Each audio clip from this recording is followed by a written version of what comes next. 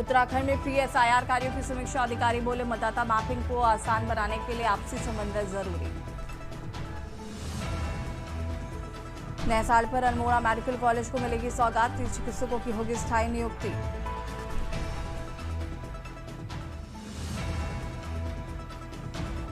उत्तराखंड में हाईकोर्ट ने हटाई भर्ती पर रोक। 2000 पुलिस पदों पर नियुक्ति का रास्ता साफ। कहा आयु सीमा में छूट देने का कोई औचित्य नहीं। भाजपा राष्ट्रीय महामंत्री दुष्यंत गौतम ने मानहानि की कार्रवाई की चेतावनी दी। कहा साक्ष्य मिलने पर राजनीतिक जीवन से संन्यास लेंगे। उत्तराखंड की स्थायी राजधानी ज्ञानसांड को बनाने की मांग 23-25 साल भी निर्णय न होना दुर्भाग्यपूर्ण। उत्तराखंड के मैदानी इलाकों में कोहरा बढ़ा सकता है परेशानी। मौसम विभाग ने 3 दिनों के लिए येलो अलर्ट जारी किया। आप देख रहे हैं के न्यूज, खबरों का सारथी। नमस्कार, खबर उत्तराखंड में आप सभी का स्वागत है। मैं हूं आपके साथ यशी शुक्ला और रुक करेंगे खबरों का। खबर गढ़वाल से है, जहां पर भारत रत्न अटल बिहारी वाजपेयी जी की जयंती के अवसर पर श्रीनगर में भारतीय जनता पार्टी द्वारा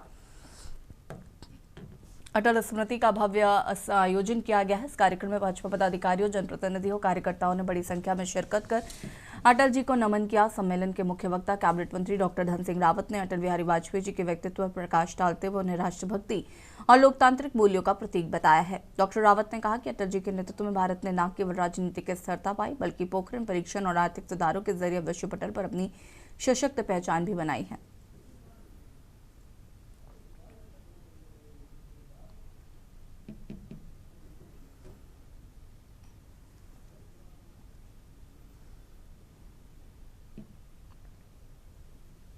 तीन 3000 संयोजक बना रखे हैं जहाँ कहीं उनके गुरु। देखिए, आपको सबको पता है कि अटल स्मृति सम्मेलन पूरे देश में भारतीय जनता पार्टी आयोजित कर रही है। यहाँ पे वीर बाल दिवस का कार्यक्रम आयोजित किया गया श्रीनगर में, और मैं कह सकता हूँ कि अटल जी हमारे दूरदर्शी नेता रहे हैं। अटल जी को भारत रत्न की उपाधि दी गई है। अटल जी जो है देश के प्रधानमंत्री जब वो थे तो उन्होंने ही उत्तराखंड राज्य बनाया है। आज हम सब लोगों ने उनको यहाँ पे नमन भी किया है। जैसे कि यहाँ पे अटल बिहारी उनका स्मृति वर्ष का था, तो मुझे लगा कि मुझे इसमें जब मुझे मौका मिल रहा है तो मुझे इसमें पार्टिसिपेट करना चाहिए। तो यहाँ पे मेरे शिक्षक हैं, वो शुभम प्रभाकर सर, तो उन्होंने मुझे संदेश दिया, तो मैंने सोचा कि उसमें पार्टिसिपेट करना चाहिए। देखिए, अटल जी की जन्म शताब्दी वर्ष के अवसर पर भारतीय जनता पार्टी द्वारा 25 तारीख से और 31 तारीख तक विभिन्न कार्यक्रमों का आयोजन किया जा रहा है। उसी क्रम में श्रीनगर विधानसभा का अटल स्मृति सम्मेलन आयोजित किया गया। कल पौड़ी विधानसभा का सम्मेलन आयोजित होना है और 28 तारीख को चौबट्टा खाल विधानसभा का सम्मेलन सतपुली में आयोजित किया जाना है।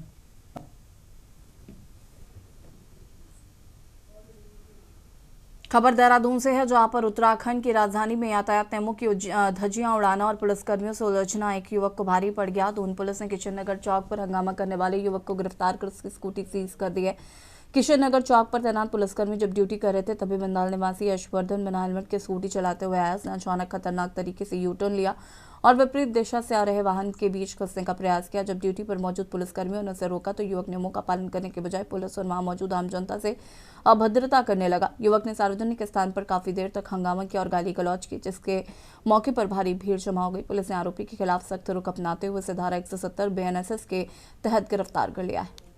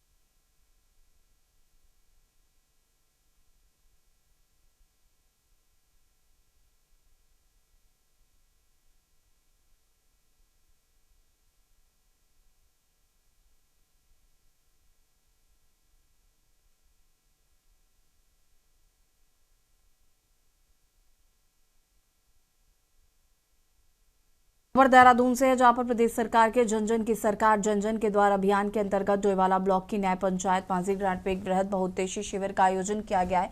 जिला प्रशासन द्वारा आयोजित इस शिविर की अध्यक्षता पर जिलाधिकारी वित्त एवं राजस्व के मिश्रा ने की है। शिविर का मुख्य उद्देश्य ग्रामीणों की समस्याओं का उनके घर के पास ही त्वरित समाधान करना रहा। शिविर के दौरान प्रशासन को कुल 110 शिकायतें प्राप्त हुई, जिनमें से 23 समस्याओं का मौके पर ही निस्तारण कर दिया गया है और संबंधित शिकायतों को संबंधित विभागों को भेजते हुए समयबद्ध समाधान के निर्देश दिए गए हैं।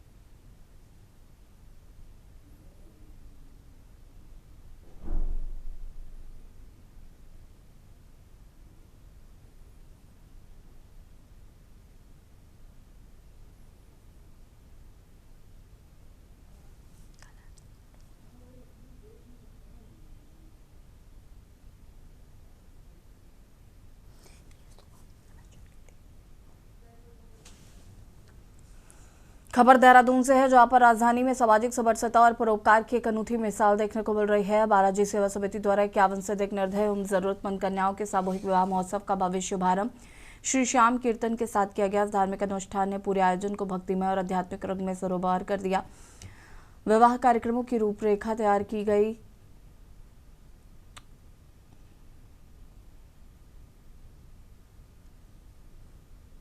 कीर्तन के दौरान बाबा श्याम के अलौकिक श्रृंगार और प्रख्यात भजन गायकों की प्रस्तुतियों ने श्रद्धालुओं को झूमने पर मजबूर कर दिया।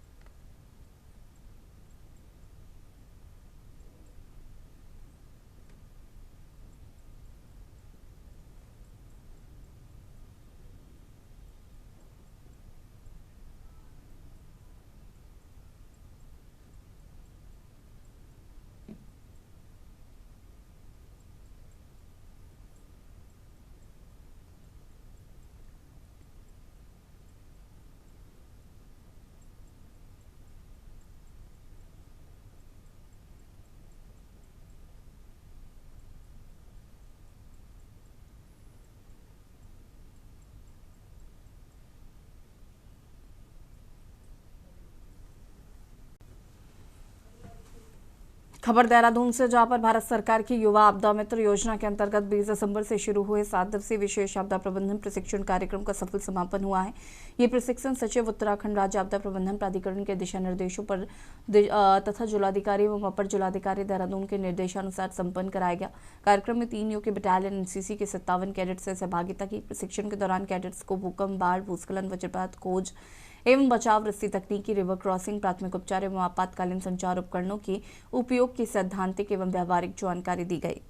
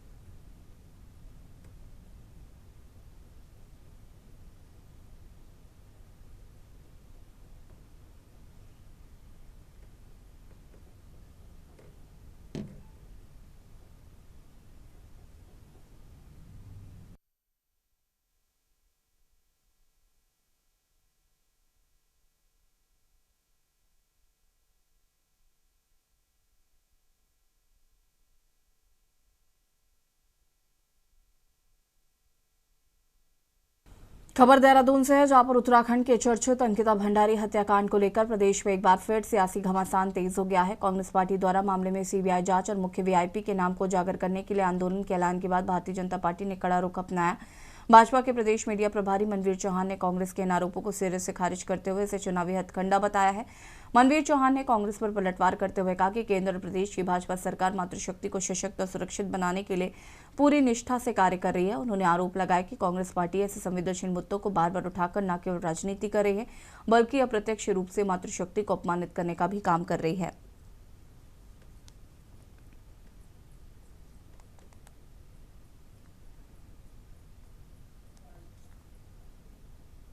प्रदेश की सरकार हो, मातृशक्ति के सम्मान के लिए हमारी पार्टी और हमारी सरकार उनके कल्याण के लिए, उनको सशक्त करने के लिए हमेशा समर्पित होकर काम कर रही है। लेकिन कांग्रेस पार्टी जो इस तरह की बातें उठा करके वो कहीं ना कहीं मातृशक्ति को अपमानित करने का काम कर रहे हैं। उनके कई उदाहरण हैं, उनके राष्ट्रीय नेतृत्व के द्वारा किस तरह से महिलाओं को अपमानित किया गया है, ये सब जानते हैं। लेकिन कांग्रेस पार्टी 2027 चुनाव को नज़दीक देख करके इस तरह के भ्रामक चीज़ों को उठा करके जनता को गुमराह करना चाहती है। खबर देहरादून से, जहां उत्तराखंड में मौसम ने अपनी रंगत बदलनी शुरू कर दी है और कड़ाके की ठंड ने दस्तक दे दी है। मौसम विज्ञान केंद्र के निदेशक डॉक्टर CS तोमर के अनुसार आगामी कुछ दिनों में प्रदेश के पहाड़ी और मैदानी इलाकों में ठंड का प्रकोप बढ़ने वाला है। विभाग ने बिगड़ते मौसम को देखते हुए प्रदेश के कई हिस्सों के लिए येलो अलर्ट जारी किया है। मौसम विभाग के पूर्वानुमान के मुताबिक उत्तरकाशी, पौड़ी, रुद्रप्रयाग, पिथौरागढ़ और बागेश्वर जैसे पहाड़ी जिलों में हल्की बारिश की संभावना है। वहीं 3000 से 3500 मीटर से अधिक ऊंचाई वाले क्षेत्रों में हिमपात भी हो सकता है। मैदानी इलाके जैसे हरिद्वार, उधम सिंह नगर, देहरादून और नैनीताल में अगले 5 दिन काफी ठंडे साबित होंगे।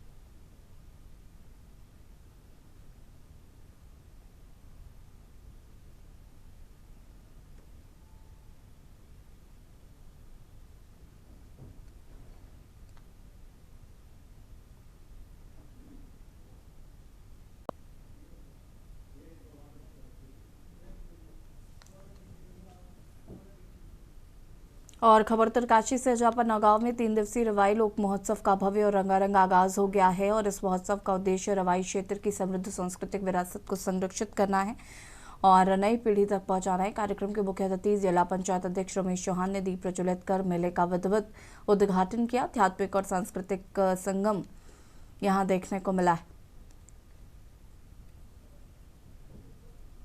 क्षेत्र के लिए, रवाई की जनता के लिए, रवाई की संस्कृति के लिए, रवाई की लोक के लिए, रवाई की थाट के लिए, इसलिए रवाई लोक महोत्सव। किस तरह का प्रोग्राम रहेगा? 3 दिन जो आपने देखा कि पहले दिन ये स्कूली बच्चों का कार्यक्रम था, जितने भी नौगांव ब्लॉक के स्कूल हैं उन्होंने सबने अपनी अपनी प्रस्तुति दी है। दूसरे दिन हमारा रवायल्टी का भी सम्मेलन है, हमारे जो क्षेत्र के गायक हैं वो है, और तीसरे दिन जो सबसे बड़ा है हमारा सम्मान है, जिसमें रवाई लोक सेवा सम्मान, रवाई रत्न। ये रवाई लोक महोत्सव है, क्योंकि नाम से ही पता चल रहा है रवाई लोक महोत्सव, यानी कि रवाई की जितनी भी हमारी लोक से संबंधित जो चीजें हैं वो इसमें जो है हमने कोशिश की है कि एक तरीके से ये संस्कृति का हस्तांतरण है, ये परंपराओं का हस्तांतरण है। ये जो हमारे जो पुराने टाइम से ज्ञान चला आ रहा है उसका एक तरीके से हस्तांतरण है, और कैसे नए तकनीक और नए ज्ञान के साथ जो है उसका समन्वय बिठाया जाए, ये रवाई लोक महोत्सव की जो है एक खास बात बन रही है, और ये महोत्सव इसी तरीके से आगे बढ़ रहा है। और यहाँ रखेंगे छोटे से ब्रेक के लिए, जो हाजिर होते हैं।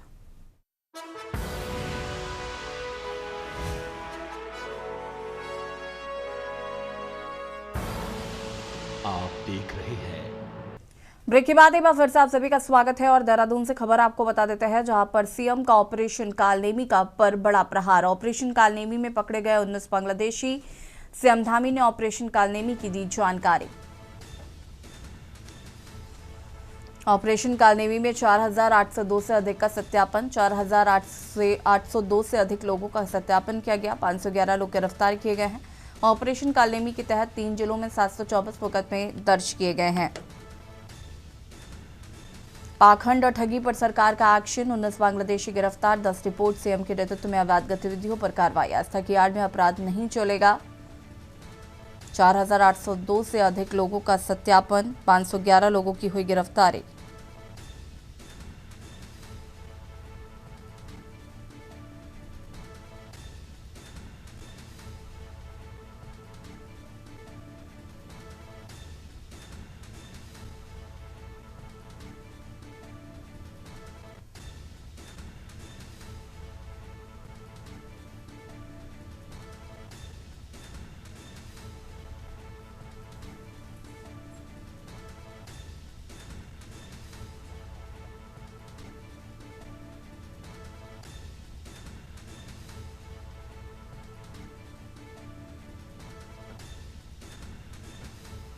सीएम का ऑपरेशन कालनेमी पर बड़ा प्रहार। देहरादून से खबर, सीएम धामी ने ऑपरेशन कालनेमी की दी जानकारी।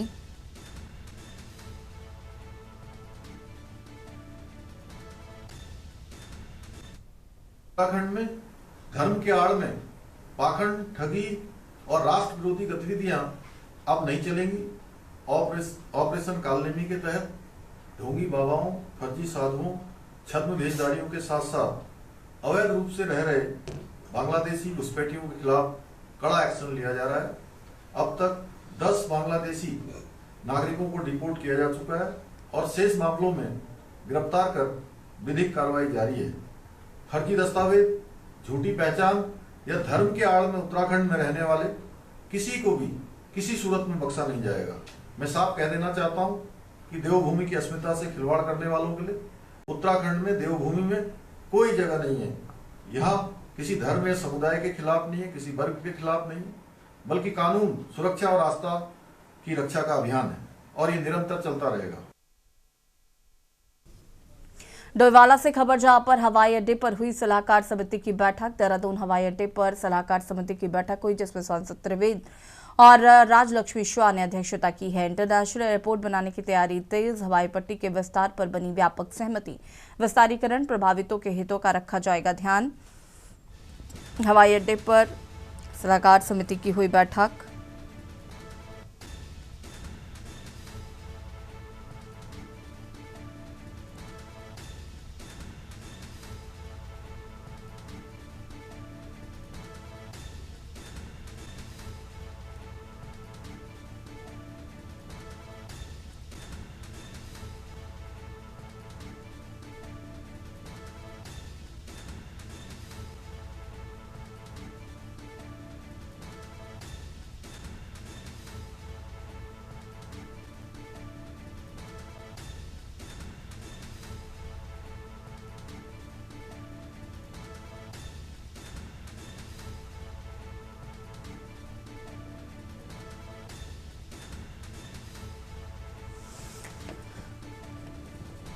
डोईवाला अधिकारी रहे मौजूद, एयरपोर्ट निदेशक के साथ अधिकारी भी मौजूद रहे। सांसद त्रिवेंद्र और राज्यलक्ष्मी शाह की अध्यक्षता में हुई ये बैठक। इंटरनेशनल एयरपोर्ट बनाने की तैयारी तेज।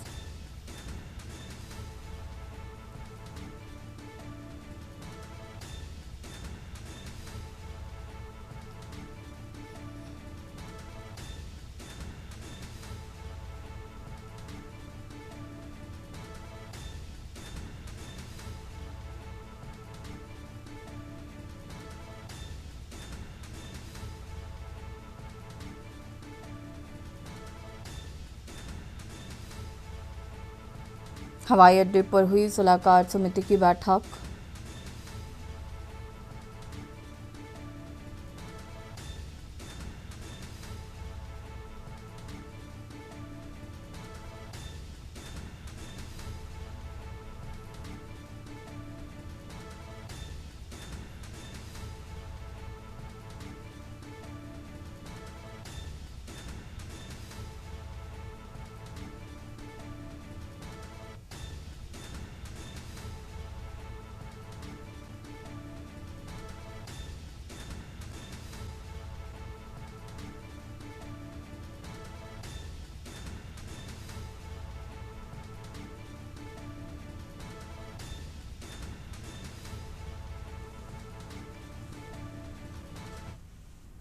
उत्तराखंड में भले ही विधानसभा चुनाव 2027 में होने हैं, लेकिन पहले ही राज्य की राजनीति अपने चरम पर पहुंचती दिखाई दे रही है और ये राजनीति अब सड़क, स्वास्थ्य, शिक्षा, बेरोजगारी या पलायन जैसे जमीनी मुद्दों पर नहीं बल्कि आर्टिफिशियल इंटेलिजेंस पर हो रही है। उत्तराखंड की राजनीति में कांग्रेस और भारतीय जनता पार्टी एक दूसरे पर योजनाओं की नाकामी, भ्रष्टाचार, कानून व्यवस्था और जन विरोधी फैसलों को लेकर आरोप प्रत्यारोप करते रहे हैं, लेकिन मौजूदा दौर में ये सियासी संघर्ष नीतियों और मुद्दों से हटकर आर्टिफिशियल इंटेलिजेंस की धुरी बना हुआ है। दोनों ही पार्टी के नेता इसे डिजिटल हथियार से उनकी छवि खराब करने की बात कर रहे हैं। देखिए रिपोर्ट। पूर्व मुख्यमंत्री हरीश रावत के एआई वीडियो ने प्रदेश की सियासत को गरमा दिया है। एआई जनरेटेड वीडियो के खिलाफ हरीश रावत लगातार मुखर हैं और बीजेपी पर जमकर निशाना साध रहे हैं। पूर्व मुख्यमंत्री हरीश रावत को एआई वीडियो में पाकिस्तानी जासूस दिखाया गया। एक के बाद एक एआई जनरेटेड वीडियो से नाराज होकर हरीश रावत अपने समर्थकों के साथ राजधानी देहरादून में स्थित प्रदेश कार्यालय भाजपा पहुंचकर बीजेपी पर छवि खराब करने का आरोप लगाया। साथ ही 2022 में मुस्लिम यूनिवर्सिटी बनाने को लेकर भाजपा के द्वारा प्रचार करने और आरोप सिद्ध करने को लेकर जवाब मांगा। भाजपा को चेतावनी भी दी कि अगर जब तक भाजपा जवाब नहीं देती वो हर महीने की किसी भी तारीख को भाजपा के प्रदेश कार्यालय पर ऐसे ही अपने समर्थकों के साथ विरोध करेंगे और भाजपा जवाब नहीं देती तो जनता के बीच जाकर इंसाफ की गुहार लगाएंगे। वहीं भाजपा ने हरीश रावत पर एआई प्रकरण पर हरीश रावत पर राजनीति करने का आरोप लगाया है। 15 से भाजपा लगातार जनता में, उत्तराखंड के लोगों में मेरी छवि को बिगाड़ने का दुष्प्रयास कर रहे हैं निरंतर। उसके लिए कई तरीके के माध्यमों का सहारा ले रही है। इस बार भाजपा ने नीचता की हद की है और मुझे पाकिस्तानी जासूस दिखाते हुए कि मैं देश के लिए, देश के खिलाफ जासूसी कर रहा हूं, ये दिखाया है और साथ साथ मुझे गोली मारी है। देखिए, उत्तराखंड की जनता कांग्रेस पार्टी की नौटंकी और आदरणीय हरीश रावत जी के सुर्खियों में बने रहने के हर हथकंडे को बहुत अच्छी तरह जानती है और अपनी जो छवि उनकी तुष्टीकरण की राजनीति की बनी हुई है, उन्होंने जीवन भर अपना तुष्टीकरण की उन्होंने राजनीति की, उस छवि को मिटाने के लिए इस तरह की वो नौटंकी कर रहे हैं। इसलिए उत्तराखंड की जनता बहुत समझदार है। भाजपा प्रदेश की ओर से कहा गया कि वायरल वीडियो को लेकर जिस तरह से पूर्व सीएम हरीश रावत ने भाजपा मुख्यालय कूच किया, वो न केवल कानून पर अविश्वास है बल्कि राजनीति से प्रेरित है। भाजपा की ओर से 2016 में कांग्रेस की सरकार के होते मुस्लिम एवं अन्य धर्मों के राजकीय सेवकों को नमाज प्रार्थना पर कार्य दिवस में विशेष अल्पावकाश की सुविधा से संबंधित जियो पेश किया गया। भाजपा का मानना है यह हरीश रावत की सरकार के समय का ही विशेष समुदाय के प्रति प्रेम को दर्शाता है। कांग्रेस के पूर्व मुख्यमंत्री हरीश रावत ने 2016 में उनके रहते बतौर मुख्यमंत्री के जारी जियो को फर्जी बताते हुए मीडिया के सामने ही पत्र को फाड़ डाला। ये भी एआई का सहारा ये 2017 से निरंतर इस चिट्ठी को बांट रहे हैं। अच्छा। लेकिन 2017 से अभी तक कोई गलत नोटिफिकेशन नहीं दिखा पाए। आप इस तरीके की चिट्ठी कभी भी किसी से भी लिखवा सकते हैं। इसको मैं बिल्कुल पूरी तरीके से मान्य घोषित करता हूँ और ये पूरे के देश में डालने लायक। अब मैं सिर्फ हरीश रावत जी से सिर्फ इतना पूछना चाहती हूँ, 2016 में 29 दिसंबर को जब उन्होंने ये पत्र जारी किया, शैलेश भगोली जी का ये पत्र है जिसमें साइन है। या तो शैलेश भगोली जी झूठे हैं या फिर माननीय हरीश रावत जी झूठे हैं, या वो अखबारों की सुर्खियां झूठी हैं, या ये पत्र में जो लिखा है दिनांक भी लिखी है और ये गजट नोटिफिकेशन है, इसमें बकायदा हर विभाग के लिए सारी चीजें लिखी। आज अपने आदेश को माननीय हरीश रावत जी अगर झुटलाने का काम करते हैं तो आप समझ सकते हैं कि पूरे प्रदेश के अंदर आज वो झूठ परोसने का काम कर रहे हैं। एक एआई वीडियो से वो इतना बौखला गए, इतना तिल मिला गए कि आज वो उन लोगों से पल्ला झाड़ रहे हैं जिन लोगों के साथ हमेशा टोपी पहन करके रोजा अफ्तारी किया करते थे। देखो, सबसे पहले तो वर्तमान में जो आर्टिफिशियल इंटेलिजेंस जो हुआ है, ये एक साइंस का एक अच्छा प्रोग्रेस है, उन्नति है और ये विकास के लिए बहुत अच्छा है। लेकिन वहीं इसका जब दुरुपयोग होता है तो ये सभी के लिए व्यक्तिगत तौर पर और सामाजिक तौर पर, राजनीतिक तौर पर एक नुकसान का कारण बन सकती है। लेकिन वर्तमान में जिस ढंग से बीजेपी कांग्रेस पर और कांग्रेस बीजेपी पर आरोप लगाए जा रही है एआई को लेकर, और वास्तव में ये दिख भी रहा है, वो एक निंदनीय विषय है और बहुत ही राजनीति का निचला स्तर, गिरा हुआ स्तर है, क्योंकि दोनों पार्टियों के पास उत्तराखंड की जनता के विकास के लिए कोई मुद्दे नहीं है। सबसे बड़ा सवाल ये कि जिस राज्य में बेरोजगारी, पलायन, स्वास्थ्य सेवाओं की कमी, पहाड़ी क्षेत्रों में बुनियादी सुविधाओं का अभाव और आपदा प्रबंधन जैसे गंभीर मुद्दे मौजूद हैं, यहाँ राजनीति का केंद्र एआई से बने क्लब्स और सोशल मीडिया विवाद क्यों बन गया है? राजनीतिक विश्लेषकों का तो ये भी मानना है कि उत्तराखंड की राजनीति में ये बदलाव खतरनाक संकेत है। चुनाव से पहले ही अगर दल एक दूसरे की छवि खराब करने के तकनीक का दुरुपयोग करने लगे तो लोकतांत्रिक विमर्श का स्तर गिरना तय है। ऐसे में सवाल यही है, अपनी साख बचाने के चक्कर में राजनीतिक दल जनता के मुद्दों से क्या भटक चुके हैं या फिर चुनाव का ही इंतजार इस कदर दरबदर कर रहे हैं? Uttarakhand desk report.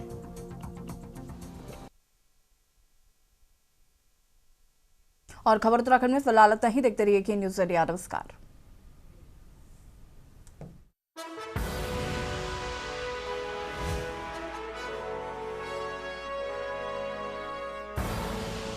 आप देख रहे हैं के न्यूज़, खबरों का सारथी।